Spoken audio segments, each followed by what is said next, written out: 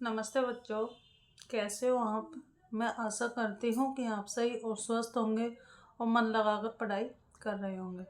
देखिए, आज हम पढ़ेंगे जो हमारे अतीत वाली बुक है उसका अध्याय 6, जिसका नाम है ईश्वर से अनुराग। देखिए, ईश्वर से अनुराग क्या होता है? भगवान से प्यार करना, प्रेम करना। ठीक है, तो अब इस चैप्टर में हम आज क्या क्या पढ़ने वाले हैं एक बार देख लेते हैं। देखिए, सबसे पहले हम पढ़ेंगे परमेश्वर का विचार, फिर दक्षिण भारत में भक्ति, तो नैनार और अलवार, इनके बारे में जानेंगे। नैनार और अलवार कौन थे? दर्शन और भक्ति, वशवन्ना का वीर सहबाद, दक्कन में भक्ति आंदोलन, नाथपंथी, सिद्ध और योगी, इस्लाम और सूफी मत, उत्तर भारत में धार्मिक बदलाव, और कबीर, नज़दीक से एक नज़र, बाबा गुरु नानक, नज़दीक से एक नज़र। ठीक है, तो ये सारे टॉपिक आज हम इसमें पढ़ने वाले हैं। तो हमसे उसे परिचय देख लेते हैं पहले। आपने लोगों को पूजा की रस्में करते हुए या भजन कीर्तन या कव्वाली गाते हुए या मौन में भगवान का नाम दोहराते हुए देखा होगा, और देखा होगा कि उनमें से कुछ की आंखों में आंसू आ गए हैं।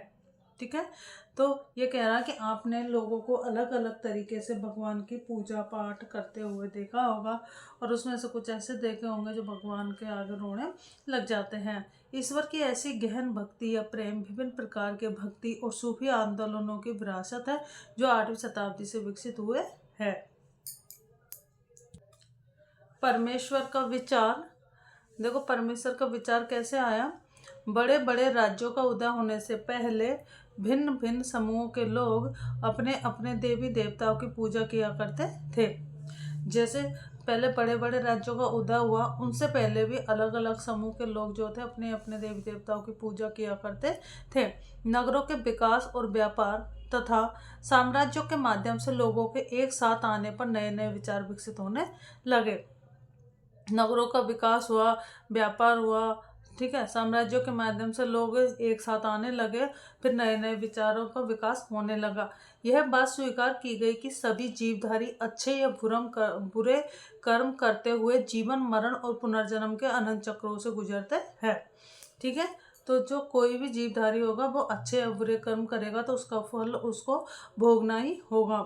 सामाजिक विशेषाधिकार किसी उच्च परिवार अथवा ऊंची जाति में पैदा होने के कारण मिलते हैं, और अनेक लोग ऐसे विचारों से बेचैन होकर बुद्ध तथा जैनों के उपदेशों की ओर उन्मुख हुए, उन जिनके अनुसार व्यक्तिगत प्रयासों से सामाजिक अंतरों को दूर किया जा सकता है और पुनर्जन्म के चक्र से छुटकारा पाया जा सकता है। ठीक है, जो सामाजिक विशेषाधिकार, जो उच्च जाति में जो पैदा होते थे तो उनको कुछ सामाजिक विशेषाधिकार प्राप्त थे, तो वो इन सब से परेशान होकर के महात्मा बुद्ध और जैनों की शरण में चले गए थे, बुद्ध धर्म और जैन धर्म की ओर चले गए थे। यदि मनुष्य भक्ति भाव से परमेश्वर की शरण में जाए तो परमेश्वर व्यक्ति को इस बंधन से मुक्त कर सकता है। किस बंधन से? जन्म मरण के चक्र से छुटकारा दिला सकता है। धार्मिक अनुष्ठानों के माध्यम से शिव, विष्णु तथा दुर्गा को पूजा जाने लगा। विभिन्न क्षेत्रों में इनके कई रूपों को पूजा जाने लगा। तो पहले शिव, विष्णु और दुर्गा की पूजा की जाने लगी थी। पुराणों में उल्लेख है कि भक्त भले ही किसी भी जाति का हो, वह सच्ची भक्ति से ईश्वर की कृपा प्राप्त कर सकता है। तो जो हमारे पुराण है उसमें कहा गया है कि भक्त चाहे कोई सी भी जाति का हो, लेकिन उसने सच्ची भक्ति की है तो ईश्वर की कृपा उसे जरूर प्राप्त होगी। अब हम पढ़ेंगे दक्षिण भारत में भक्ति और नैनार और अलवार। ठीक है, तो दक्षिण भारत में जो भक्ति थी उसके बारे में जानेंगे। नैनार कौन थे, अलवार कौन थे। 7वीं से 9वीं सदी के बीच धार्मिक आंदोलनों का नेतृत्व नैनारों यानी जो शैव संत थे उनको बोलते थे नैनार, और अलवारों जो वैष्णव संत थे उन्हें अलवार कहते थे। ठीक है, तो 7वीं सदी से 9वीं सदी के बीच धार्मिक आंदोलनों का नेतृत्व नैनारों और अलवारों ने किया। ये संत कभी सभी जातियों के थे, जिनमें पुलैया और पनार जैसी अस्पृश्य जातियों के लोग भी शामिल थे। ठीक है, जो नैनार जो भगवान शिव के भक्त थे, ठीक है, और अलवार जो भगवान विष्णु के भक्त थे। नैनार इनकी संख्या 63 थी, अलवारों की 12 थी। और जो नैनार और अलवार थे ये अलग अलग जातियों से थे। जिसमें पुलैया पनाह जो नीची जाति समझी जाती थी, अस्पृश्य जिनको छू भी नहीं सकते थे, तो ऐसी जाति के लोग भी इसमें शामिल थे। वे बौद्धों और जैनों के कटु आलोचक थे और शिव तथा विष्णु के प्रति सच्चे प्रेम को मुक्ति का मार्ग बताते थे। जो बौद्ध धर्म है और जैन धर्म है, इनकी ये आलोचना करते थे, नैनार और अलवार धर्म वाले, और शिव और विष्णु के प्रति सच्चे प्रेम और प्यार को ही मुक्ति का मार्ग बताते थे। नैनार और अलवार घुमक्कड़ साधु संत थे। जो नैनार अलवार थे ये घूमते रहते, बहुत साधु थे। वे जिस स्थान या गांव से में जाते थे, वहाँ के स्थानीय देवी देवताओं की प्रशंसा में सुंदर कविताएं रचकर उन्हें संगीतबद्ध कर देते थे। ठीक है, तो ये नैनार अलवार एक जगह नहीं रहते थे, ये घूमने वाले साधु संत थे। जो जिस स्थानीय गांव में जाते थे, तो वहाँ के जो स्थानीय देवी देवता होते थे उनकी प्रशंसा में सुंदर गीत लिखते थे और उन्हें संगीतबद्ध भी वो कर देते थे। नैनार, देखिए नैनार कौन थे? पहले देखो, नैनार जो थे इनकी संख्या 63 थी। अब ऐसे याद रख सकते हैं, नैन यानी आँख, तो भगवान शिव के कितनी आँख थी? 3। ठीक है, 3 को 2 से मल्टीप्लाई कर दो, 6, है ना? ऐसे भी याद रख सकते हो। नैनार 63 थे। ये शिव जी के भक्त थे, शिव जी को मानते थे। और इसमें कौन कौन आते थे? कुम्हार, अस्पृश्य, कामगार, सैनिक, किसान, ब्राह्मण, अनेक जातियों के लोग थे।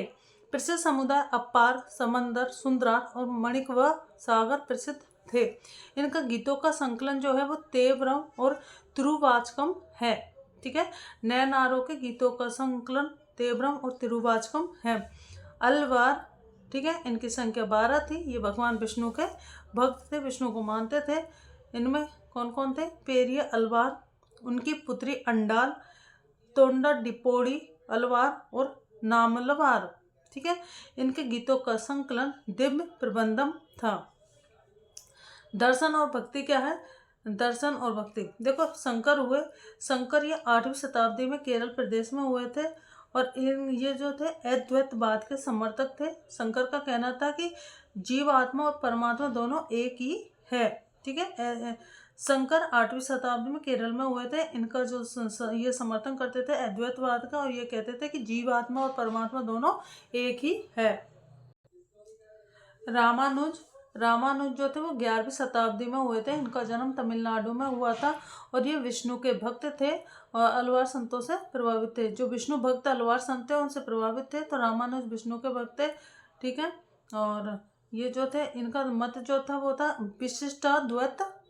ठीक है, ये इसमें कहा गया कि आत्मा परमात्मा से जुड़ने के बाद भी अपनी अलग सत्ता बनाए रखती है। तो रामानुज जो थे इनका कहना था कि आत्मा परमात्मा से जुड़ तो जाती है, लेकिन आत्मा की अपनी एक अलग सत्ता भी होती है।